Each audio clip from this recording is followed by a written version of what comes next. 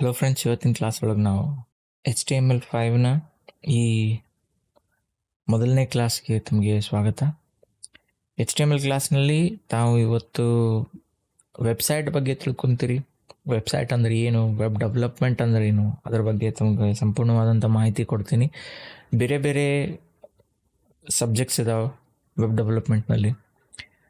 So ಇವತ್ತಿನ class ನಮ್ಮದು ಈಗೇನು ತಮಗೆ ಪ್ರಾರಂಭ ಮಾಡಿದ್ದೀನಿ, ಇದು HTML5 ಬಗ್ಗೆ ಇರುತ್ತೆ. ನೆಕ್ಸ್ಟ್ ಮುಂಬರುವಂಥ ದಿನಗಳಲ್ಲಿ ತಾವು HTML5 ಟ್ಯುಟೋರಿಯಲ್ಸ್ನ ಕಲಿತೀರಿ. ಅದಾದಿಂದ ನೆಕ್ಸ್ಟ್ ಏನು ಕಲಿತೀರಿ ಅನ್ನೋದು ನಾನು ಇದೇ ವಿಡಿಯೋ ಒಳಗೆ ಹೇಳ್ಬಿಡ್ತೀನಿ. ಸೊ ಈ ವಿಡಿಯೋ ಒಳಗೆ ನಾವು ವೆಬ್ಸೈಟ್ ಆ್ಯಂಡ್ ವೆಬ್ ಡೆವಲಪ್ಮೆಂಟ್ ಬಗ್ಗೆ ಕಲಿತೀವಿ. ಅದ್ರ ಜೊತೆಗೆ ಕೆಲವೊಂದು ರೆಫರೆನ್ಸ್ ವೆಬ್ಸೈಟ್ಸ್ನ ನಾನು ನಿಮ್ಗೆ ತೋರಿಸ್ತೀನಿ. ಆ ರೆಫರೆನ್ಸ್ ವೆಬ್ಸೈಟ್ ಮುಖಾಂತರ ತಾವು HTML5ನ ಕಲಿಬಹುದು. ಇಲ್ಲಿ ಅಕಸ್ಮಾತ್ ಈಗ ಫಾರ್ ಎಕ್ಸಾಂಪಲ್ ನೀವು ಇಲ್ಲಿ ಕ್ಲಾಸ್ನ ನೋಡಿದ್ರಿ, ಕ್ಲಾಸ್ನ ಕಲ್ತ್ರಿ, ನೆಕ್ಸ್ಟ್ ನೀವು ಅಲ್ಲಿ ಹೋಗಿ ಆ ವೆಬ್ಸೈಟ್ನಲ್ಲಿನೂ ಆ ಸಬ್ಜೆಕ್ಟ್ ರಿಲೇಟೆಡ್ ಯಾವ ದಿವಸ ಯಾವ ಸಬ್ಜೆಕ್ಟ್ನ ಮುಗಿಸಿರ್ತೀನೋ ಆ ಸಬ್ಜೆಕ್ಟ್ನ ಮಾಹಿತಿನ ನೀವು ಅಲ್ಲಿ ಪಡ್ಕೋಬೋದು. ಅದ್ರ ಜೊತೆಗೆ ನಿಮಗೆ ಟೂಲ್ಸ್ ಬಗ್ಗೆನೂ ಹೇಳ್ತೀನಿ. ಯಾವ ಟೂಲ್ನ ನಾನು ಯೂಸ್ ಮಾಡ್ತೀನಿ ಅದೇ ಟೂಲ್ನ ತಮ್ಗೆ ತೋರಿಸ್ಕೊಡ್ತೀನಿ. ಸೊ ಅದನ್ನು ನೀವು ಯೂಸ್ ಮಾಡಿಕೊಂಡು ವೆಬ್ ಡೆವಲಪ್ಮೆಂಟ್ನ ಮಾಡ್ಬೋದು. So let's go. What is website? A website is a group of multiple pages which is written in a different languages such as HTML, CSS and JavaScript. These pages are hosted. Okay. These pages are hosted means stored in server which is approached by a domain name. For example, www.indeed.com. ನೋಡ್ರಿ, website ಅನ್ನೋದು ಏನಿರ್ತದೆ, website ಬೇರೆ ಬೇರೆ ಲ್ಯಾಂಗ್ವೇಜಸ್ನಿಂದ ತಯಾರಾಗಿರೋ ಒಂದು file system ಆಗಿರ್ತದೆ. Okay, file system. ಬೇರೆ ಬೇರೆ languages ಯಾವಂದರೆ HTML, CSS ಮತ್ತು ಜಾವಾಸ್ಕ್ರಿಪ್ಟ್. ಇದು ಫ್ರಂಟ್ ಎಂಡ್ಗೋಸ್ಕರ ನಾವು ಯೂಸ್ ಮಾಡುವಂಥ ಲ್ಯಾಂಗ್ವೇಜ್ HTML, CSS ಮತ್ತು JavaScript. Okay, so typically front end ಅಂತಂದ್ರೆ ಈಗ ತಾವು ಯಾವುದೇ ಒಂದು ವೆಬ್ಸೈಟ್ನ ಓಪನ್ ಮಾಡ್ತೀರಿ. ವೆಬ್ಸೈಟ್ನ ಓಪನ್ ಮಾಡಿದ ತಕ್ಷಣ ತಮ್ಮ ಎದುರುಗಡೆ ಏನು ಕಾಣುತ್ತಲ್ಲ, ಒಂದು ಗ್ಲಾನ್ಸ್ ಏನು, ಅದು ಲುಕ್ ಏನಿರುತ್ತೆ, ಸೊ ಅದಕ್ಕೆ ನಾವು ಫ್ರಂಟ್ ಎಂಡ್ ಅಂತ ಕರಿತೀವಿ. ಓಕೆ, ಏನೇ ಆಗಿರ್ಬೋದು, ಒಂದು ಬಟನ್ ಕಾಣ್ತಿರ್ಬೋದು, ಎಲ್ಲ ಏನು ಲುಕ್ ಅದ್ರದ್ದು ಡಿಸೈನ್ ಏನಿದೆ ಅಲ್ಲ ತಮ್ಮ ಸ್ಕ್ರೀನ್ ಮೇಲೆ ಏನು ಅಪಿಯರ್ ಆಗತೈತಿ, ಸೊ ಅದಕ್ಕೆ ನಾವು ಫ್ರಂಟ್ ಎಂಡ್ ಅಂತ ಕರಿತೀವಿ. ಈಗ ಬ್ಯಾಕ್ ಎಂಡ್ ಅಂದರೆ ಏನಪ್ಪ ಅಂತಂದ್ರೆ, ಈಗ ಫಾರ್ ಎಕ್ಸಾಂಪಲ್ ನೀವು ಫೇಸ್ಬುಕ್ ಪೇಜ್ಗೆ ಹೋದ್ರಿ, ಫೇಸ್ಬುಕ್ ಪೇಜ್ ಮೇಲೆ ನೀವು ಲಾಗಿನ್ ಆಗೋಕ್ಕೆ ಪ್ರಯತ್ನ ಮಾಡತ್ತೀರಿ, ಲಾಗಿನ್ನೂ ಆಗ್ತೀರಿ. ಈಗ ಈ ಲಾಗಿನ್ ಆಗುವಂಥ ಪ್ರಕ್ರಿಯೆ ಒಳಗೆ ವೆರಿಫಿಕೇಷನ್ ಇರುತ್ತೆ. ಯೂಸರ್ ID ಏನದ, ಪಾಸ್ವರ್ಡ್ ಏನದ, ಅಥವಾ ಲಾಗಿನ್ ಆಗಕ್ಕೆ ಇವಾಗ ಕರೆಕ್ಟ್ ಯೂಸರ್ ID ಹಾಕತ್ತಾನೆ ಬಟ್ ಪಾಸ್ವರ್ಡ್ ರಾಂಗ್ ಆಗತ್ತೈತೆ ಅನ್ನೋ ಕರೆಕ್ಷನ್ಸು.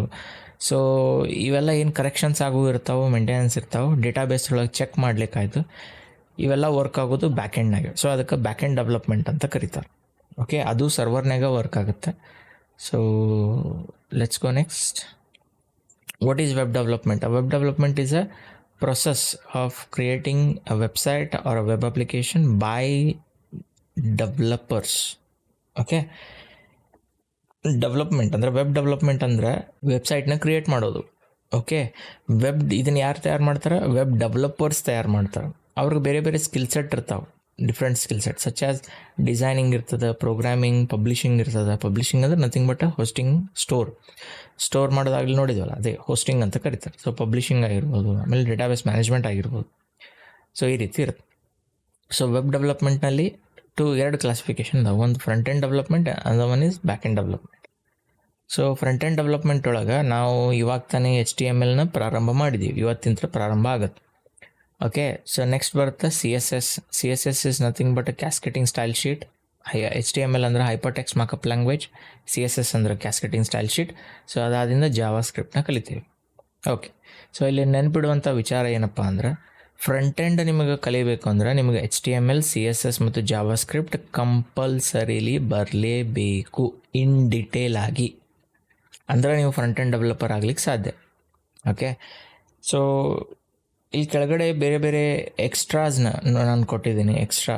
ಓಕೆ, ಸೊ ಅದ್ರ ಬಗ್ಗೆನೂ ನಾನು ಮಾಹಿತಿ ಕೊಟ್ಟೇ ಬಿಡ್ತೀನಿ. ಈಗ ನೋಡಿರಿ, ಈಗ ಅಕಸ್ಮಾತ್ ನೀವು CSS ಬಗ್ಗೆ ತೊಗೊಳೋದಾತಂದ್ರೆ CSSನ ನೀವು ಕಲ್ತ್ರೆ ಅಂತ ಇಟ್ಕೊಳ್ರಿ. CSSನ ಕಲ್ತ್ರೆ ಅಲ್ಲಿಗೆ ಮುಗಿತಾ? ಇಲ್ಲ, CSSನ ಕಲ್ತ್ರೆ ಅಲ್ಲಿಂದ ಮುಗಿಯೋದಿಲ್ಲ. ಆ್ಯಕ್ಚುಲಿ ಅಲ್ಲಿಂದ ಪ್ರಾರಂಭ ಆಗುತ್ತೆ. ತಮಗೆ ಫ್ರೇಮ್ವರ್ಕ್ಸ್ ಅಥವಾ ಲೈಬ್ರರೀಸ್, ಓಕೆ, ಫ್ರೇಮ್ವರ್ಕ್ಸ್ ಅಥವಾ ಲೈಬ್ರರೀಸ್ ಬಗ್ಗೆ ಗೊತ್ತಿರಬೇಕು. ಈಗ CSSಗೆ ಅದರದೇ ಆದಂಥ ಫ್ರೇಮ್ವರ್ಕ್ಸ್ ಇದಾವೆ. ಫಾರ್ ಎಕ್ಸಾಂಪಲ್ ಬೂಟ್ಸ್ಟ್ರ್ಯಾಪ್ ಆಗಿರ್ಬೋದು, ಓಕೆ, ಟೆಲ್ವಿನ್ CSS ಆಗಿರ್ಬೋದು. ಇದರೊಳಗೆ ಇನ್ನೊಂದು ಮಟೀರಿಯಲ್ UI ಅಂತ ನಾನು ಹಾಕಿಲ್ಲ ಬಹುಶಃ. ಸೊ ಮಟೀರಿಯಲ್ UI ಅಂತದ. ಸೊ ಇದು ಈಗ ಸದ್ಯ ಪಾಪ್ಯುಲರ್ ಇರುವಂತಹ ಒಂದು ಏನು ಫ್ರೇಮ್ವರ್ಕ್ಸ್ ಇವು ಎದಕ್ಕೆ CSS ಡೆವಲಪ್ಮೆಂಟ್ ಮಾಡಲಿಕ್ಕೆ. ಓಕೆ, ಸೊ ಅದ್ರ ಜೊತೆಗೆ pre processors, okay, CSS pre processors SAS ಮತ್ತು LAS ಅಂತ ಇದಾವೆ. ಓಕೆ, ಇದನ್ನು ಬೇಕಂದ್ರೆ ನೀವು ಕಲಿಯೋದು. ಈಗ ಮೊದಲು ಒಂದು ಟೈಮ್ನಾಗ ಇದು ಮಾರ್ಕೆಟ್ನಾಗ ಭಾಳ ಹೆಚ್ಚಿಗೆ ಹೆಸರಿತ್ತು, ಬಟ್ ಈಗ ಭಾಳ ಮಂದಿ ಕೇಳೋದಿಲ್ಲ. ಸೊ ಕೆಲಸ ನಿಮ್ದು ಇದ್ರೊಳಗೆ ಈಸಿ ಆಗುತ್ತೆ. ಓಕೆ, ನೀವು ಜೇರ್ಕರ್ತ ಟ್ರೆಡಿಷ್ನಲ್ CSSಲಿಂತ ವರ್ಕ್ ಮಾಡಾಕ್ತೀರಂದ್ರೆ ಈ ಪ್ರೀ ಪ್ರೊಸೆಸರ್ಸ್ ಏನದಾವೆ ಅದನ್ನು ಆ ಕೆಲಸನ ಸ್ವಲ್ಪ ಈಸಿ ಮಾಡ್ತಾವೆ ಅಷ್ಟೇ, ಮತ್ತೇನಿಲ್ಲ. ಅದಾದಿಂದ ನೆಕ್ಸ್ಟ್ ನೀವು ಜಾವಾಸ್ಕ್ರಿಪ್ಟ್ ಬಗ್ಗೆ ಕಲಿತೀರಿ. ಮೋಸ್ಟ್ ಇಂಪಾರ್ಟೆಂಟ್ ಅಂತಲೇ ಹೇಳ್ಬೋದು. ಜಾವಾಸ್ಕ್ರಿಪ್ಟ್ ಭಾಳ ಇಂಪಾರ್ಟೆಂಟ್ ಇರುತ್ತೆ. ಭಾಳ ನೀವು ತಲೆ ಕೆಡಿಸ್ಕೊಂಡು ಕಲಿಬೇಕಾಗುತ್ತೆ ಇದ್ರೊಳಗೆ ನಮಗೆ ಫ್ರೇಮ್ವರ್ಕ್ ಮತ್ತು ಲೈಬ್ರರೀಸ್ ಎರಡೂ ಇದ್ದಾವೆ. ಓಕೆ, ಫ್ರೇಮ್ವರ್ಕ್ ಅಂತ ಅಂದರೆ ತಮ್ಗೆ ಆ್ಯಂಗ್ಯುಲರ್ ಸಿಗುತ್ತೆ, Vue.js ಸಿಗುತ್ತೆ, jQuery is a library, sorry. Vue ಮತ್ತು ಆ್ಯಂಗ್ಯುಲರ್ ಸಿಗುತ್ತೆ. ದ ಮೋಸ್ಟ್ ಪಾಪ್ಯುಲರ್ ಫ್ರೇಮ್ವರ್ಕ್ಸ್ ಟಿಲ್ ನಾವು. ಅದಾದಿಂದ ಲೈಬ್ರರೀಸ್ ಬರ್ತಾವೆ. jQuery ತಮಗೆ ಲೈಬ್ರರಿ ಅದ, ಮೊದಲು ಪಾಪ್ಯುಲರ್ ಇತ್ತು, ಈಗ ಬಹುಶಃ ಯಾರೂ ಯೂಸ್ ಮಾಡೋದಿಲ್ಲ. ಅದಾದಿಂದ React.js ಅದ. React.js most important and most popular language ಈಗ ಪ್ರೆಸೆಂಟ್ ಅದ. ಅಂದ್ರೆ ಈಗ 2023 ಒಳಗೆ ಮೋಸ್ಟ್ ಪಾಪ್ಯುಲರ್ ಅದ. ಸೊ 2018 ಹಿಂದಿಂತ್ರನೂ ಇದು ಪಾಪ್ಯುಲರ್ ಇತ್ತು, ಬಟ್ ಈಗಂತೂ ಸಿಕ್ಕಾಪಟ್ಟೆ ಮೆಜಾರಿಟಿ ಆಫ್ ಜನ React.js ಮ್ಯಾಗ ವರ್ಕ್ ಮಾಡ್ತಾರೆ. Next.js ಅಂತದ. Next.js it is nothing but ರಿಯಾಕ್ಟ್ದೇ ಒಂದು ಫ್ರೇಮ್ವರ್ಕ್ ಇದೆ. ಇದು ವರ್ಕ್ ಆಗೋದು ರಿಯಾಕ್ಟ್ ಬೇಸ್ ಮೇಲೆ, ಬಟ್ ರಿಯಾಕ್ಟ್ದ ಒಂದು ಫ್ರೇಮ್ವರ್ಕ್ ಇದೆ Next.js. ಇದ್ರೊಳಗೆ ಫ್ರಂಟ್ ಎಂಡ್ ಬ್ಯಾಕ್ ಎಂಡ್ ಎರಡೂ ಜನ್ರೇಟ್ ಮಾಡ್ಬೋದು. ಇದ್ರೊಳಗೆ ಬರೀ ಫ್ರಂಟ್ ಎಂಡ್ ಅಷ್ಟೇ ಮಾಡ್ಬೋದು. ಓಕೆನಾ? ಸೊ ನೆಕ್ಸ್ಟ್ ಹೋಗೋಣ. ಬ್ಯಾಕ್ ಎಂಡ್ ಬಗ್ಗೆ ಕಲಿಯೋದಿತ್ತಂದ್ರೆ ತಾವು PHP ಕಲಿತೀರಿ, Node.js ಕಲಿತೀರಿ, ಪೈಥನ್ ಕಲಿತೀರಿ, ರೂಬಿ ಕಲಿತೀರಿ, ಜಾವಾ ಕಲಿತೀರಿ. ಜಾವಾ ಬೇರೆ, ಜಾವಾಸ್ಕ್ರಿಪ್ಟ್ ಬೇರೆ. ಸೊ ಇಲ್ಲಿ ಜಾವಾ ಕಲಿತೀರಿ. ಅದಾದ್ರಿಂದ ಸ್ಟೋರೇಜ್ ಒಳಗೆ ಬಂದ್ರೆ ತಾವು SQL ಕಲಿತೀರಿ. NoSQL ಬೇಸಸ್ ಮೇಲೂ ನಮ್ಗೆ ಡೇಟಾಬೇಸ್ ಮ್ಯಾನೇಜ್ಮೆಂಟ್ದ ಪ್ರೊಸೆಸ್ ಇರುತ್ತೆ. ಓಕೆ, ಸೊ PHP ಒಳಗೆ ತಾವು ಲ್ಯಾರವೆಲ್ ಫ್ರೇಮ್ವರ್ಕ್ ಕಲಿಬೇಕಾಗುತ್ತೆ. Node.js ಇದು ಯಾವುದೇ ರೀತಿಯಾದಂಥ ಲ್ಯಾಂಗ್ವೇಜ್ ಅಲ್ಲ. Node.js is nothing but Node JavaScript. ಇದು ಒಂದು ಎನ್ವೈರ್ಮೆಂಟ್ ಅದ. It is not a language. ಜಾವಾಸ್ಕ್ರಿಪ್ಟ್ನ ನಾವಿಲ್ಲಿ ಯೂಸ್ ಮಾಡೋದು. ಅದ್ರ ತಕ್ಕಂಗೆ ನಮಗಿಲ್ಲಿ ಈ Node.js ಒಂದು ಫ್ರೇಮ್ವರ್ಕ್ ಅದ, ಎಕ್ಸ್ಪ್ರೆಸ್ ಅಂತಂದು. NPM ಅಥವಾ ಯಾನ್ ಯೂಸ್ ಮಾಡಿಕೊಂಡು ನಾವು ಬ್ಯಾಕ್ ಎಂಡ್ ಡೆವಲಪ್ಮೆಂಟ್ ಮಾಡಲಿಕ್ಕೆ ಬೇರೆ ಬೇರೆ ಟೂಲ್ನ ಇನ್ಸ್ಟಾಲ್ ಮಾಡ್ತಾ ನಾವು ಅದನ್ನು ಯೂಸ್ ಮಾಡ್ಕೊತ ವರ್ಕ್ ಮಾಡ್ತೀವಿ. ಸೊ ಇದು ಭಾರಿ ಮಜಾ ಇರುತ್ತೆ. ಇದ್ರ ಬಗ್ಗೆ ನಾನು ಡೆಫಿನೆಟ್ಲಿ ಒಂದು ಕ್ಲಾಸ್ನ ಮಾಡ್ತೀನಿ. PHP ಬಗ್ಗೆನೂ ಮಾಡ್ತೀನಿ, ಲ್ಯಾರವೆಲ್ ಬಗ್ಗೆನೂ ಮಾಡ್ತೀನಿ. ಆಮೇಲೆ ಪೈಥನ್ ಬರುತ್ತೆ. ಪೈಥನ್ ಒಳಗೆ 2 ಫ್ರೇಮ್ವರ್ಕ್ ಇದಾವೆ, ಜಾಂಗೋ ಮತ್ತು ಫ್ಲಾಸ್ಕ್ ಅಂತಂದು. ಜಾಂಗೋ ಓಕೆ, ಸೊ ಭಾರಿ ಪಾಪ್ಯುಲರ್ ಆಗಿರುವಂಥ ಲ್ಯಾಂಗ್ವೇಜ್. ಈಗ ಬಹುಶಃ ಭಾಳ ಕಡಿಮೆ ಜನ ಯೂಸ್ ಮಾಡ್ತಾರೆ. ಫ್ಲಾಸ್ಕ್ ನಮ್ಮಲ್ಲಿ ಯೂಸ್ ಮಾಡೋದಿಲ್ಲ, ಬಟ್ ವಿದೇಶದೊಳಗೆ ಭಾಳ ಫ್ಲಾಸ್ಕ್ನ ಯೂಸ್ ಮಾಡ್ತಿದ್ರು. ಈಗ ಅವರು ಹೊಳ್ಳಿ ಎಕ್ಸ್ಪ್ರೆಸ್ಗೆ ಬಂದು ನಿಂತಾರೆ ಅಥವಾ Next.js ಯೂಸ್ ಮಾಡ್ತಾರೆ. ರೂಬಿ ಅಷ್ಟೊಂದು ಜನ ಯೂಸ್ ಮಾಡಲ್ಲ. ಆಮೇಲೆ ನನಗೊಂದು ಸುದ್ದಿ ಬಂದಿತ್ತು, ನನಗೊಂದು ನಾಲೆಜ್ ಇರೋ ಪ್ರಕಾರ ಟ್ವಿಟ್ಟರ್ನಲ್ಲಿ ರೂಬಿ ಯೂಸ್ ಮಾಡ್ತಿದ್ರು ಅಂತ ನಾನು ಕೇಳ್ಪಟ್ಟಿದ್ದೆ. ಟ್ವಿಟ್ಟರ್ ಡೆವಲಪ್ಮೆಂಟ್ ವೆಬ್ಸೈಟ್ ಏನದಲ್ಲ, ಸೊ ಅಲ್ಲಿ ಬ್ಯಾಕ್ ಎಂಡ್ಗೆ ರೂಬಿನ ಯೂಸ್ ಮಾಡ್ತಿದ್ರು ಅಂತ ನಾನು ಕೇಳಿದ್ದೀನಿ. ಡೇಟಾಬೇಸ್ಗೆ ನಮ್ಮ ಹತ್ರ MySQL ಅದ ಮತ್ತು MongoDB ಅದ. ಇವೆರಡನ್ನೂ ನಾವು ಕಲಿತೀವಿ ಫಾರ್ ಶೋರ್. ಸೊ ಯಾವ್ಯಾವ ನಾನು ಮಾರ್ಕ್ ಮಾಡಿದ್ದೀನಿ, ಫ್ರಂಟ್ ಎಂಡ್ ಆಗಿರ್ಬೋದು, ಬ್ಯಾಕ್ ಎಂಡ್ ಆಗಿರ್ಬೋದು, ಇದರ ರಿಲೇಟೆಡ್ ಡಿಟೇಲ್ ಆಗಿ ನಾವು ಕಲಿತೇವೆ ಫಾರ್ ಶೋರ್. ಓಕೆ, ಸರ್ಚ್ ಇಂಜಿನಿಗೆ ಬರ್ರಿ. ಸರ್ಚ್ ಇಂಜಿನಿಗೆ ಬಂದು ಇಲ್ಲಿ W3 ಸ್ಕೂಲ್ ಅಂತ ಟೈಪ್ ಮಾಡಿರಿ. W3 ಸ್ಕೂಲ್ ಟೈಪ್ ಮಾಡಿದ ತಕ್ಷಣ ಫಸ್ಟ್ಗೆ ತಮಗೆ ರೆಫರೆನ್ಸ್ ಸಿಗುತ್ತೆ. ಇಲ್ಲಾದರೂ ಕ್ಲಿಕ್ ಮಾಡಿರಿ, ಇಲ್ಲ HTML ಟ್ಯುಟೋರಿಯಲ್ ಅಂತದ, ಇಲ್ಲಾದರೂ ಕ್ಲಿಕ್ ಮಾಡಿರಿ. HTML ಪೇಜಿಗೆ ಬರ್ತೀರಿ. ಸೊ ಇಲ್ಲಿಂದ ನಾನು ಏನೇನು ನಮ್ಮ ಯೂಟ್ಯೂಬ್ ಚಾನಲ್ ಒಳಗೆ ಕ್ಲಾಸ್ನಲ್ಲಿ ಹೇಳ್ತಾ ಹೋಗ್ತೀನೋ ಅದರದ್ದು ಪ್ರತಿಯೊಂದು ರೆಫರೆನ್ಸ್ ತಮಗೆ ಈ ವೆಬ್ಸೈಟ್ ಒಳಗೆ ಸಿಗುತ್ತೆ. ಓಕೆ, ಡಿಟೇಲ್ ಆಗಿರೋದಿಲ್ಲ, ಮೇಲ್ಮೇಲೆ ಮಾಹಿತಿ ಇರುತ್ತೆ, ಬಟ್ ಅರ್ಥ ನಿಮಗೆ ಡೆಫಿನೆಟ್ಲಿ ಆಗುತ್ತೆ.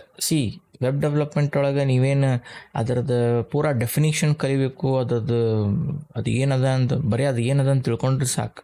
ಅದ್ರ ಪೂರಾ ಡೆಫಿನಿಷನ್ ಕಲಿಬೇಕು, ಅದ್ರದ್ದು ವರ್ಕಿಂಗ್ ಫೆನಾಮಿನಾ ತಿಳ್ಕೊಬೇಕು, ಅದ್ರದ್ದೆಲ್ಲ ಅವಶ್ಯಕತೆ ಇಲ್ಲ.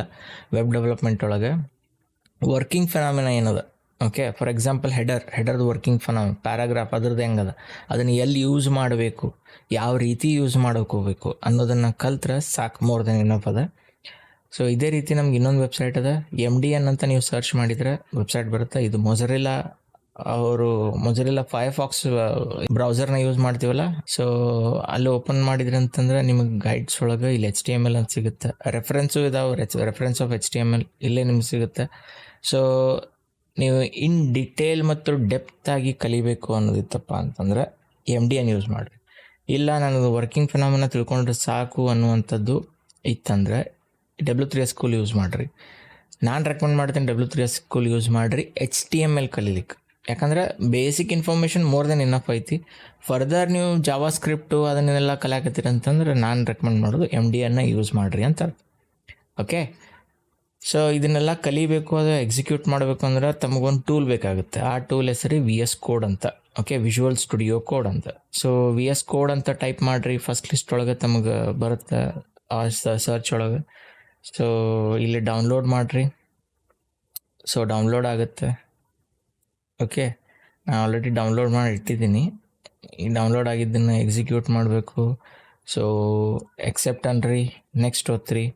ಆಮೇಲೆ ಇವು 4 ಏನಿದಾವಲ್ಲ, ಇವು 4 ಸೆಲೆಕ್ಟ್ ಮಾಡಿರಿ, ಟಿಕ್ ಮಾಡಿರಿ. ನಾನು ಯಾವ ರೀತಿ ಟಿಕ್ ಮಾಡಿದ್ದೀನಿ ಅದೇ ರೀತಿ. ಸೊ ನೆಕ್ಸ್ಟ್ ಕ್ಲಿಕ್ ಮಾಡಿರಿ, ಇನ್ಸ್ಟಾಲ್ ಅನ್ರಿ, ಇನ್ಸ್ಟಾಲ್ ಆಗುತ್ತೆ. ಇನ್ಸ್ಟಾಲ್ ಆದ ತಕ್ಷಣ ಸೊ ನಮ್ಮ ಡೆಸ್ಕ್ಟಾಪಿಗೆ ಹೋಗೋಣ. ಇಲ್ಲೊಂದು ರೈಟ್ ಕ್ಲಿಕ್ ಮಾಡಿ ನ್ಯೂ ಫೋಲ್ಡರ್ನ ಕ್ರಿಯೇಟ್ ಮಾಡ್ಕೊಡೋಣ.